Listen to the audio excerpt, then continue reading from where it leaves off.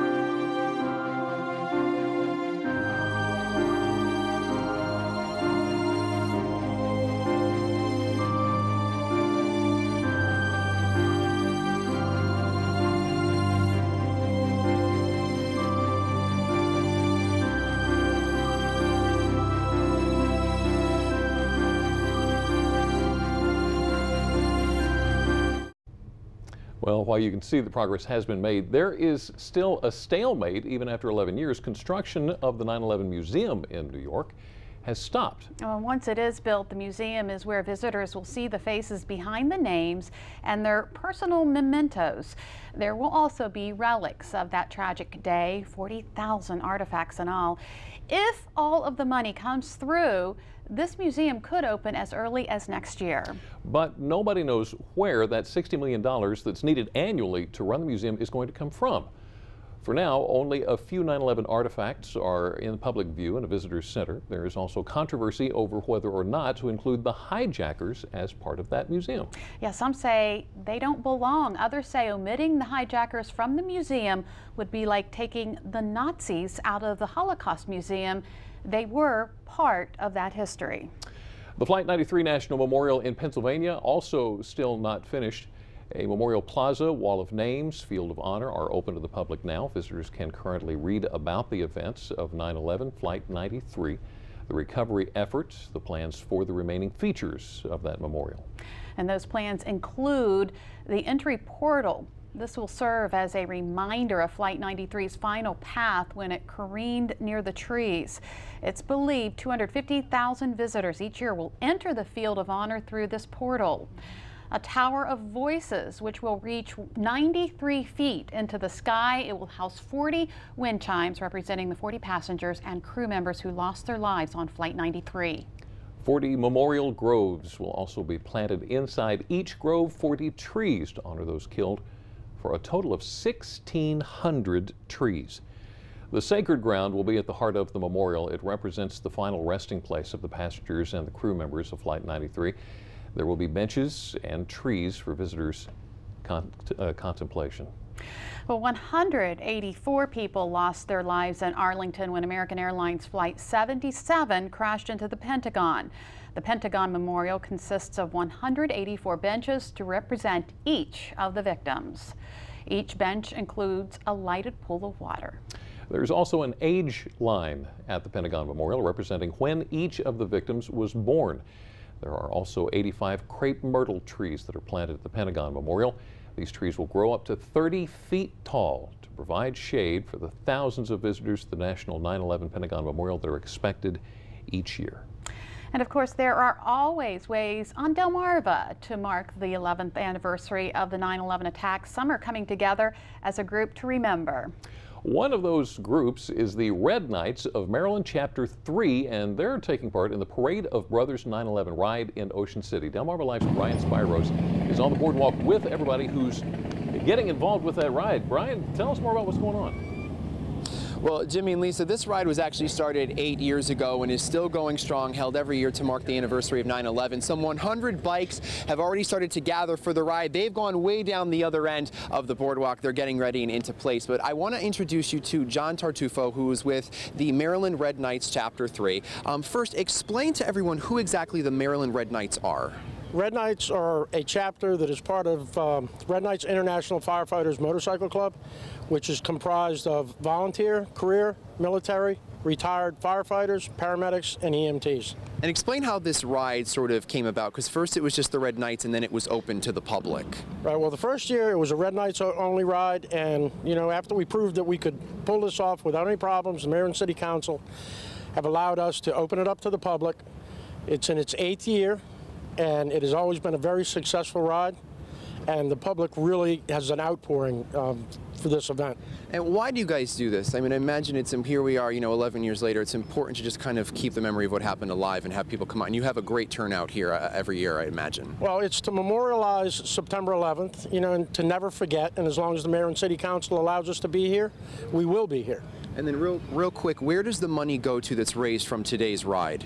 The money that we raised for the Parade of Brothers goes to the Delaware Burn Camp at Camp Barnes to send children that are burn victims from the state of Maryland to this camp. And then real quick, on your motorcycle here, you have something interesting right in the front part. Explain to me what that is. We're going to get video of it. Explain to me what that is and where it came from. On my ignition switch is a damaged bolt, which came from the World Trade Center. It was given to me by a member of the New York City Fire Riders. And that motorcycle in itself is a small memorial to the firefighters that died on September 11th in the World Trade Center. Serves as a reminder. So, John, thank you very much and good luck with the ride today. We definitely appreciate it. You have a great turnout and a beautiful day for it. Thank you. Now, I'm going to go down here real quick. I want to introduce you to Jerry Rue, who is from Hurlock. He's also part of the Maryland Red Knights, Chapter 3. First thing is, why is it important for you to come out and take part in this ride today? It's a very important day because after 9/11, we have to take and show our respect to the people, for the families and the firefighters, or anybody that was killed on that day. I mean, that was an infringement on the United States to come into our country and do that damage to us. So we need to take and remember these people. I mean, we can never forget what's going on. And you guys are certainly remembering that today. A great turnout here. You've been doing this for several years. What is it like to see everyone in the middle of the week come in here, even though they have work and have stuff going on, to really stop and take time to reflect and remember? That has to really be a nice, prideful thing for you guys to see. Yes, it really shows the dedication of the people to come out to, you know, take time out of their activities and stuff. And it's not only the guys and gals that come up on the bikes and ride. It's also the spectators. It's the crowd. I mean, it's a chilling movement when you go down there and you have little kids and everybody's waving to you, or you'll get tears in your eyes behind it. And you have something I want you to show us real quick that you ride with. Explain to me what that is. I went on what they call iron and steel ride, and we actually escorted part of the steel from the World Trade Center from New York City all the way to Arlington, Virginia. And a lady met me in New York, and she asked me if I could carry her son with me. He was a firefighter, and he was killed in 9/11 on Tire 12. And you're I've still had this on my bike ever since. And you're still riding with him, and he'll be riding with you today. And I also, this bike has been in memory of my father. I lost my father. He was a 50-year volunteer firefighter from Hurlock, Maryland also. And that was the first custom thing I did on this bike, was engrave it in memory of my father. So your father and that firefighter will be riding with you today. Jerry, thank you very much. We really appreciate it. Thank you, Jerry. We appreciate it. So there you go. A great turnout today and a beautiful day as all these people come together to show their patriotism and, of course, remember September 11th on this 11th anniversary. Jimmy and Lisa, with that said, we'll send it back to you guys in the studio. Wow. Yeah. All right. Thanks a lot, Thanks, Brian. Well, as many of us take time to reflect on this day, it can be especially difficult for those who lost loved ones. Still ahead on our special 9/11 Delmarva Life, a Berlin woman who lost her brother on Flight 93 shares her story. Plus, we're going to learn more about the effort to memorialize those who were lost in Pennsylvania's crash and how you can help. Delmarva Life. We'll be right back. Delmarva Life is brought to you by Sussex County Federal Credit Union, guiding you to your financial future. Peninsula Regional Medical Center, honored to serve the entire Delmarva Peninsula since 1897, and your local York and Mitsubishi dealers.